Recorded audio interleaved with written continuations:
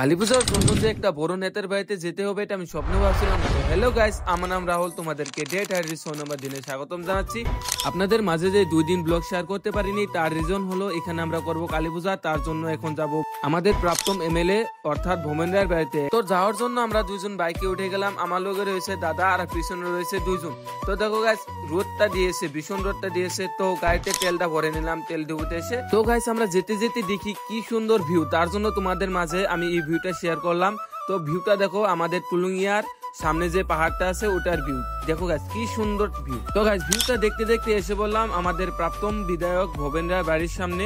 তো গাইস বললো যে 2 ঘন্টা দেরি হবে, মানে 1 ঘন্টা দেরি হবে। তার জন্য খাবারটা দোকানে পছন্দ হয়েছিল, তার জন্য কিনে নিলাম। তো গাইস, বাজারের মাঝখান দিয়ে আমরা ঘুরছি, তার মানে তো আধা ঘন্টা বা 1 ঘন্টা দেরি হবে, তার জন্য আমরা এখন বাজারের মাঝখান দিয়ে ঘুরছি সবজন মিলে।